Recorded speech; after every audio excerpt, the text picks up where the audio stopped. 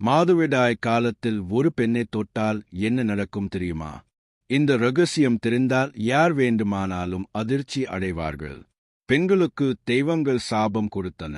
இந்த சாபத்தால் தான் பெண்களுக்கு மாதவிடாய் வருகிறது.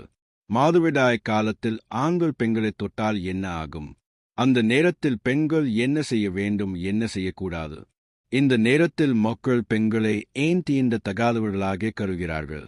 இதுபோன்ற கேள்விகள் அனைத்திற்கும் ஸ்ரீகிருஷ்ணர் சொன்ன ஒரு கதை மூலம் உங்களுக்கு சொல்கிறேன், கேளுங்கள். இந்த வீடியோவை முழுமையாக பாருங்கள். அப்போதுதான் நாங்கள் சொல்வது உங்களுக்கு விரிவாக தெரியும். வீடியோவிற்கு செல்வதற்கு முன் நண்பர்களே, முதலில் இந்த வீடியோவிற்கு ஒரு லைக் போடுங்கள். அதேபோல் எங்கள் சேனலையும் சப்ஸ்கிரைப் செய்து எங்களுக்கு ஆதரவு தாருங்கள். இந்த வீடியோ உங்களுக்கு பிடித்திருந்தால் இந்த வீடியோவை பகிருங்கள். வீடியோவுக்கு வந்தால் ஒருமுறை ருக்மிணி தேவி ஸ்ரீகிருஷ்ணரிடம், சுவாமி, என் மனதில் ஒரு கேள்வி ஓடிக்கொண்டிருக்கிறது. நீங்கள் மட்டுமே என் கேள்விகளுக்கு பதிலளிக்க முடியும் என்று ஸ்ரீகிருஷ்ணர் கூறினார். ருக்மிணி தேவியிடம், தேவி, உன் மனதில் என்ன கேள்வி இருக்கிறதோ அந்த கேள்விகளை தயங்காமல் கேள், உன் மனதில் உள்ள அனைத்து கேள்விகளுக்கும் நான் பதிலளிப்பேன் என்றார். அப்போது ருக்மிணி தேவி, சுவாமி, பெண்கள் துன்பப்படும் சாபம் ஏன் இருக்கிறது? பெண்களுக்கு மாதவிடாய் ஏன் வருகிறது? அந்த நேரத்தில் பெண்கள் எந்த வேலைகளையும் செய்யக்கூடாது. எந்த வேலைகளை செய்வதால் அவர்களுக்கு பாவம் ஏற்படும் என்று கேட்டாள். அப்போது ஸ்ரீகிருஷ்ணர், தேவி, நீ உலக நன்மைக்காக மிக நல்ல கேள்விகளை கேட்டாய். நீங்கள் கேட்ட அனைத்து கேள்விகளுக்கும் சுமதி என்ற பிராமணரின் கதை மூலம் நான் பதிலளிக்கிறேன். இந்த அற்புதமான கதையை முழுமையாக கேட்பவர்களின் அனைத்து பாவங்களும் நீங்கும். தேவி, எந்த கணவன் மனைவி இந்த கதையை கவனமாக கேட்கிறார்களோ அவர்களுக்கு சௌபாக்கியம் கிடைக்கும் என்று ஸ்ரீகிருஷ்ணர் கதை சொல்லத் தொடங்கினார். முற்காலத்தில் கலிங்க ராஜ்யத்தில் ஒரு அழகான நகரம் இருந்தது. அந்த நகரத்தில் சுமதி என்ற ஒரு பிராமணர் வசித்து வந்தார். சுமதி அனைத்து வேதங்களையும் சாஸ்திரங்களையும் படித்தவர் மற்றும் நல்ல குணசாலி தெய்வ பக்தி கொண்டவர். அவர் தினமும் யாகங்கள், தான தர்மங்கள் செய்து வந்தார். சுமதியின் மனைவியும் மிகவும் நல்ல குணமுடையவள், பதிவிரதா தர்மத்தை பின்பற்றும் பெண். ஒருமுறை சுமதி தன் வீட்டில் சத்யநாராயண சுவாமி விரதத்தை செய்தார். அந்த விரதத்திற்கு நகரத்தில் உள்ள பிராமணர்கள் அனைவரையும் அழைத்தார். அதேபோல் நகரத்தில் உள்ள மக்கள் அனைவரையும் உணவு உண்ண அழைத்தார். அதே பிராமணர்கள் அனைவருக்கும் முறையாக சேவை செய்தார். அவர்களை காவுரவித்து விருந்தோம்பல் செய்தார். அந்த பிராமணர்கள் அனைவருக்கும் பஞ்சபக்ஷ பரமாண்டங்களுடன் தயாரிக்கப்பட்ட உணவை பரிமாறினார். உணவு முடிந்த சிறிது நேரத்திற்கு பிறகு அந்த பிராமணர்கள் அனைவரும் அங்கிருந்து சென்றுவிட்டனர். அதன் பிறகு பசியுடன் இருந்த ஏழைகள் அனைவருக்கும் உணவை பரிமாறினார். சுமதி இப்படி தன் விரதத்தை வெற்றிகரமாக முடித்த பிறகு தன் வீட்டு வாசலுக்குள் அடி எடுத்து வைத்தார். அந்த வாசலுக்கு முன்னால் ஒரு நாய் மற்றும் ஒரு காளை பேசிக் கொண்டிருந்தன. நாய் மற்றும் காளை பேசிய அனைத்தையும் கேட்ட பிராமணன் ஆச்சரியப்பட்டான். ஏனென்றால் அந்த நாயும் காளையும் வேறு யாரும் அல்ல, அவை முந்தைய பிறவியில் சுமதியின் பெற்றோர்கள். சுமதியின் பெற்றோர்கள் முந்தைய பிறவியில் செய்த பாவங்களால் இந்த பிறவியில் நாயாகவும் காளையாகவும் பிறந்தனர். இவை அனைத்தையும் அங்கிருந்து கவனித்துக் கொண்டிருந்த சுமதி, இவர்கள் என்ன பாவம் செய்ததால் இப்படி நாயாகவும் காளையாகவும் பிறந்தனர்? அப்போது இவர்களை காப்பாற்ற நான் என்ன செய்ய வேண்டும் என்று யோசித்து இரவு முழுவதும் தூங்கவில்லை. அவன் இரவு முழுவதும் யோசித்து கடைசியில் இப்படி நினைத்தான், ஏன் இந்த பிரச்சினைக்கு தீர்வு தெரிய வேண்டுமானால் நாளை என் குருவிடம் செல்ல வேண்டும் என்று நினைத்தான். மறுநாள் அதிகாலையில் சுமதி தன் குருவிடம் சென்றான். சுமதியை பார்த்த குரு, என்ன சீடனே, இப்படி வந்தாய் என்று கேட்டார். அப்போது சுமதி, குருவே, நான் மிகவும் வேதனையில் இருக்கிறேன். இந்த வேதனையிலிருந்து நீங்கள் தான் என்னை வெளியே கொண்டு வர வேண்டும் என்றார். அப்போது அந்த குரு, சிலியனே, உனக்கு என்ன பிரச்சனை இருந்தாலும் நான் தீர்க்க முயற்சி செய்கிறேன். உன் பிரச்சனை என்னவென்று என்னிடம் சொல் என்றார். அப்போது சுமதி, குருவே, நேற்று நான் என் வீட்டில் சத்யநாராயண விரதம் செய்தேன். நான் பல பிராமணர்களை அழைத்து விருந்தோம்பல் செய்தேன். பசியாக இருந்தவர்களுக்கு உணவு கொடுத்தேன். பக்தியுடன் கடவுளை வழிபட்டேன். அப்போது என் வீட்டு வாசலில் ஒரு காளையையும் ஒரு நாயையும் பார்த்தேன். అవి இரண்டும் என் வீட்டு வாசலில் இப்படி பேசிக்கொண்டிருந்தன. ఆ కుక్క ఆ ఈదతో సువామి ఏ రోజు ఊగ సంగ్రహణ జరికింది మనగుమారు ఎన్లో బ్రాహ్మణుల కోసం తయారు చేసిన పాల్గొనలో ఊగపాము విసికక్కింది. ఆ పాలతోనే భోజనం తయారు చేస్తారు. ఆ భోజన ఎవరైతే తిందారో వాందరు కూడా చనిపోదారు. అందుకే నేను ఆ కుండలోని పాలన తాగేశాను. ఆలు తాగదు సమయంలో మన కోడవుడలు నన్ను చూసింది. அதனை அடுத்து அவள் என்னை ஒரு குச்சியால் நன்றாக அடித்தால் என் உடல் பாகங்கள் அனைத்தும் வலிக்கின்றன. அதனால் நான் எதுவும் செய்ய முடியாமல் அங்கிருந்து வந்துவிட்டேன் என்று சொன்னால் அந்த வார்த்தைகளை கேட்ட இருது மிகவும் வருத்தப்பட்டது. அதேபோல் இருது தனது கதையை சொல்லத் தொடங்கியது. நான் முற்பிறவியில் இந்த சுமதியின் தந்தை. சுமதி வந்த அனைவருக்கும் உணவு கொடுத்து அனுப்பினார். ஆனால் குறைந்தபட்சம் எனக்கு புல்லை கூட போடவில்லை. அதனால் நான் மிகவும் துக்கத்தில் இருப்பதாக பேசிக் கொண்டிருப்பதை நான் கேட்டேன். அந்த வார்த்தைகள் எனக்கு மிகவும் வேதனையே தருகின்றன. குருவே, நான் எப்போதுமே எந்த பாவங்களையும் செய்யவில்லை. பல தர்ம காரியங்களை செய்துள்ளேன். என் பெற்றோர் ஏன் இவ்வளவு கழுத்தங்களை அனுபவிக்க நேர்ந்தது? அந்த விஷயங்களை தெரிந்து கொள்ள நான் உங்களிடம் வந்தேன். தயவு செய்து உங்கள் யோக பார்வையால் அல்லது உங்கள் யோக சக்தியால் இதற்கான காரணத்தை அறிந்து சொல்லுங்கள். அதேபோல் என் பெற்றோர் முக்தி அடைய நான் என்ன செய்ய வேண்டும் என்று சொல்லுங்கள் என்றார். அப்போது அந்த குரு ஞான முத்திரையில் அமர்ந்து யோக மார்க்கத்தால் அவரின் பாவ கர்மங்களை பார்த்தார். அந்த குரு யோக மார்க்கத்தில் இருந்து தெளிந்து, சிலியனே, உன் பெற்றோர் முந்தைய பிறவியில் மிகப்பெரிய பாவம் செய்தார்கள். அந்த பாவங்களின் காரணமாகவே இத்தகைய துயர நிலையை அனுபவிக்க வேண்டி இருக்கிறது என்றார். அந்த வார்த்தைகளை கேட்ட சுமதி, குருவே, அந்த பாவம் என்னவென்று எனக்கு விரிவாக சொல்லுங்கள் என்றார். அப்போது அந்த குரு, சிலியனை, எதிர்ப்புறத்தில் இருந்த உன் தந்தை ஏகாதசி விரதம் செய்தார். ஆனால் அவர் அன்று உணவும் உண்டார். அவர் அன்று என்னதான தர்மமும் செய்யவில்லை. தன் முன்னோர்களுக்கு சிராத்த கர்மங்களையும் முறையாக செய்யவில்லை. உன் தந்தை முற்பிறவியில் உன் தாயுடன் மாதவிடாய் காலத்தில் உடலுறவு கொண்டார். அந்த பாவத்தின் காரணமாகவே இந்த பிறவியில் உன் தந்தைக்கு இறுதி பிறவி கிடைத்தது. இப்போது உன் தாயை பற்றி சொல்கிறேன், கேளுங்கள். உங்கள் தாய் மாதவிடாய் காலத்தில் உணவை சமைத்தார். மாதவிடாய் காலத்தில் கடவுளை வழிபட்டார். துளசி செடிக்கு தண்ணீர் ஊற்றினார். அந்த நேரத்தில் சமையல் பாத்திரங்களையும் தொட்டார், பணத்தையும் தொட்டார். மாதவிடாய் காலத்தில் தனியாக உட்காரவில்லை. வீட்டில் இருந்த அனைத்து பொருட்களையும் தொட்டார். கடவுளுக்கு நைவேத்தியம் வைத்தாள். அதன் காரணமாகவே அவளுக்கு மகா பாவம் ஏற்பட்டது.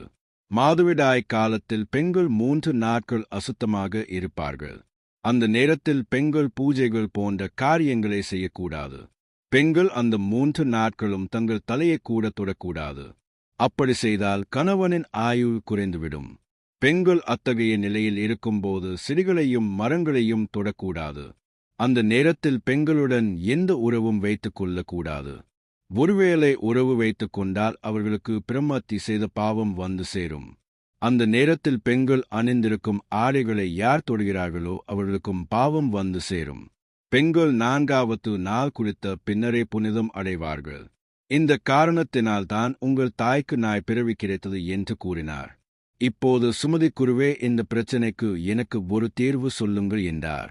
நீங்கள் ஒரு அமாவாசை நாளில் உங்கள் பெற்றோருக்காக பிண்ட பிரதானம் செய்யுங்கள், தானங்கள் செய்யுங்கள், பசுவுக்கு சேவை செய்யுங்கள், உங்கள் பெற்றோருக்கு முக்தி கிடைக்க வேண்டும் என்று பிரார்த்தனை செய்யுங்கள். அதேபோல் பாத்ரபத சுக்ல பஞ்சமி அன்று ரிஷி பஞ்சமி விரதத்தை செய்யுங்கள். அந்த விரதம் மிகவும் மகத்துவம் வாய்ந்தது. இந்த ரிஷி பஞ்சமி விரதத்தை அனுஷ்டித்தால் தீட்டு காரணமாக ஏற்படும் அனைத்து தோஷங்களும் நீங்கும். உன் பெற்றோருக்கு நல்லது நடக்கும் என்று சொல்கிறார். தன் குரு சொன்னபடியே செய்கிறார் சுமதி. அதனால் நாய் மற்றும் இருது உருவங்களில் இருந்த அவரது பெற்றோர் தங்கள் உடல்களை விட்டு புனிய உலகங்களுக்கு செல்கிறார்கள். ஆகவே தேவி, உனக்கு பெண்கள் மாதவிடாய் காலத்தில் என்னென்ன வேலைகள் செய்யக்கூடாது என்பதை தெளிவாக சொன்னேன். இப்போது பெண்கள் ஏன் இந்த வலியை அனுபவிக்கிறார்கள் என்பதையும் சொல்கிறேன். கேல். இந்தா என்ற பிரயாபதிக்கு சர்வ விண்ணான் பருடன் என்ற விஸ்வரூபன் என்ற மகன் பிறந்தான். அவனுக்கு 3 தலைகள் இருக்கும். விஸ்வரூபன் ஒரு வாயால் சுராபானமும் இன்னொரு வாயால் சோமபானமும் 3வது வாயால் அன்னமும் சாப்பிடுவான். தேவர்கள் அவனுக்கு குருஸ்தானம் கொடுத்தார்கள். இந்திரன் நாராயண கவசத்தை அவரிடமிருந்து உபதேசமாக பெற்றான். ஆனால் விஸ்வரூபன் அசுரர்களுக்கும் யாக பங்கை கொடுக்கிறான் என்று தெரிந்து இந்திரன் அவனது தலைகளை வெட்டினான். குரு ஸ்தானத்தில் இருந்த விஸ்வரூபனையும் நாராயண கவசத்தை உபதேசித்த சர்வஸ்ரேயத்தனையும் கொண்டு இந்திரன் பிரம்ம ஹத்தி தோஷத்தை சுமந்து கொண்டான். அந்த ஹத்தி தோஷத்தை 17 தாங்க முடிந்தது. பிறகு அந்த தோஷத்தை தாங்க முடியாமல் இந்திரன் அந்த தோஷத்தை 4 பாகங்களாக பிரித்து பூமிக்கு என்றும் மரங்களுக்கு பெண்களுக்கு பங்கிடுகிறான். முதலில் அந்த தோஷத்தை நீக்கிக் கொள்ள இந்திரன் பூமிக்கு ஒரு வரம் கொடுக்கிறான். எவ்வளவு ஆழமான குழி தோண்டினாலும் அது மீண்டும் அதன் அசல் வடிவத்தை பெறும் என்று வரமளித்து அதற்கு பதிலாக பிரம்மரத்தி பாவத்தின் ஒரு பகுதியை பூமிக்கு அளிக்கிறார். பின்னர் நீருக்கு மற்றொரு பகுதியை அளித்து அதற்கு பதிலாக எவ்வளவு அசுத்தங்கள் சேர்ந்தாலும் நீர் மீண்டும் புனிதமாக மாறும் என்று வரம் அளிக்கிறார். மரங்களுக்கும் ஒரு வரம் அளிக்கிறார். எத்தனை முறை வெட்டினாலும் மீண்டும் துளிர்க்கும் என்று வரம் அளிக்கிறார். அதற்கு பதிலாக பாவத்தின் மற்றொரு பகுதியை மரங்களுக்கு அளிக்கிறார். இனி பெண்களுக்கு காம இன்பங்களுடன் குழந்தைகளும் பிறக்கும்படி வரமளித்து மற்றொரு பங்கு பாவத்தை பெண்களுக்கு பிரித்துக் கொடுக்கிறார். அப்படி இந்திரன் அந்த பிரம்மத்தி தோஷத்திலிருந்து விடுபடுகிறார். அப்படி இந்திரனின் பிரம்மத்தி தோஷத்தால் ஏற்பட்ட பாவத்தை பகிர்ந்து கொண்டதால் பெண்களுக்கு மாதவிடாய் தோஷம் வருகிறது. இந்திரன் பிரித்துக் கொடுத்த பிரம்மத்தி பாவத்தின் காரணமாகவே பெண்களுக்கு மாதவிடாய் வருகிறது, அதாவது டேட் வருகிறது. அந்த நேரத்தில் பெண்களை தொடும் ஆண்களுக்கும், அதாவது அவர்களுடன் உடலுறவு கொள்பவர்களுக்கும் பிரம்மத்தி தோஷம் ஏற்படும். அதனால்தான் மாதவிடாய் காலத்தில் கணவன் மனைவி சேரக்கூடாது என்று இந்த கதையின் மூலம் ஃப்ரேகிரசு ருக்மிணி தேவி கேட்ட கேள்விகளுக்கு பதிலளிக்கிறார். இவரை பிடித்திருந்தால் லைக் செய்யுங்கள், பகிர்ந்து கொள்ளுங்கள். அதேபோல் எங்கள் சேனலையும் சப்ஸ்கிரைப் செய்து எங்களுக்கு ஆதரவு தாருங்கள். ஏனென்றால் உங்கள் ஆதரவு எங்களுக்கு மிகவும் அவசியம். ஒரு மாதவிடாய் வந்தால் பெண்களுக்கு பயமாக இருந்தது. ஏனென்றால் அவர்களை வீட்டில் இருக்க விடமாட்டார்கள். வெளியே வராண்டாவிலோ அல்லது ஒரு உபயோகமற்ற அறையிலோ 5 நாட்கள் வைத்திருந்தார்கள். அவர்களுக்கு 5 நாட்களும் குளியல் இல்லை. 5 நாட்களுக்கு பிறகு தலைக்கு குளித்துவிட்டு பிறகு வீட்டிற்கு அனுமதித்தார்கள். சில கிராமங்களில் கிராமத்தின் எல்லையில் உள்ள ஒரு சிறிய குடிசையில் அவர்களை வைத்திருந்தனர். இன்றும் இந்த வழக்கம் தொடர்கிறது சில இடங்களில். ஆனால் இப்போது தலைமுறை மாறிவிட்டது. எதிர்ப்பு வந்தாலும் எதையும் பொருட்படுத்தாமல் வீட்டில் உள்ள ஒவ்வொரு பொருளையும் தொடுகிறார்கள். வீடு முழுவதும் சுதந்திரமாக சுற்றித் திரிகிறார்கள். சடங்குகள் மற்றும் விதிகளை பின்பற்றுவதை நிறுத்திவிட்டனர். அதாவது சடங்குகள் மற்றும் விதிகள் பின்பற்றப்படவில்லை. மாதவிடாய் காலத்தில் பெண்கள் கண்டிப்பாக பின்பற்ற வேண்டிய விதிகள் என்னவென்று இப்போது நாம் தெரிந்து கொள்வோம். தொழில்முறை வரிசையில் சில விதிகள் பின்பற்றப்பட வேண்டும். மாதவிடாய் காலத்தில் 4வது நாளில் அசுத்தங்களும் வெளியேறிவிடும். எனவே அந்த நாள் சுத்தமாக இருக்க வேண்டும். மஞ்சளை தண்ணீரில் கலந்து குளிக்க வேண்டும். உடல் முழுவதும் மஞ்சள் பூசிவிட்டு தலைக்கு குளிக்க வேண்டும். ஒரு சிறிய மஞ்சள் உருண்டையை விழுங்க வேண்டும். இப்படி செய்தால் உடலில் உள்ள பாக்டீரியா அசுத்தங்கள் நீங்கிவிடும். 4 நாட்களுக்கு செய்வதற்கு முன் தண்ணீரில் ஒரு சிட்டிகை மஞ்சள் சேர்த்து அந்த தண்ணீரிலேயே குளிக்க வேண்டும். ஆனால் இந்த நாட்களில் பலர் ருது ஸ்நானம் விஷயத்தில் ஒரு தவறை செய்து வருகின்றனர். நேரமில்லை என்று சொல்லி வெறும் உடலுக்கு மட்டும் ஸ்நானம் செய்து வருகின்றனர். ஆனால் 4 நாட்கள் முடிந்த பிறகு கண்டிப்பாக தலைக்கு ஸ்நானம் செய்ய வேண்டும். வெறும் உடலுக்கு மட்டும் ஸ்நானம் செய்தால் ரஜஸ்பலா தோஷம் போகாது. இதனால் குடும்பத்தில் பிரச்சனைகள் வரும் வாய்ப்பும் உள்ளது. எனவே தலைக்கு ஸ்நானம் செய்யுங்கள்.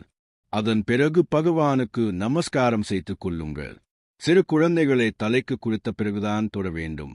5வது நாள் சூரியன் உதிக்கும் முன்பே தலைக்கு குளிக்க வேண்டும். உணவு விஷயத்தில் என்ன விதிகளை பின்பற்ற வேண்டும் என்றால், சாத்விக உணவை உண்ண வேண்டும். அதாவது சைவ உணவு உண்ணுங்கள். 5வது நாள் வரை மாதவிடாயில் இருக்கும் பெண்கள் அரிசியோ கேஸ் அடுப்பையோ ஊறுகாயையோ தொடவே கூடாது. வீட்டில் ஆண்களை வைத்து வேலைகளை செய்வது நல்லது. மற்றொரு விஷயம் என்னவென்றால், மாதவிடாய் காலத்தில் இருக்கும் பெண்கள் பேரோவை தொடவே கூடாது. தொட்டால் லட்சுமி தேவி அங்கேயே இருப்பாள் என்பதால் அங்கிருந்து சென்று விடுவாள்.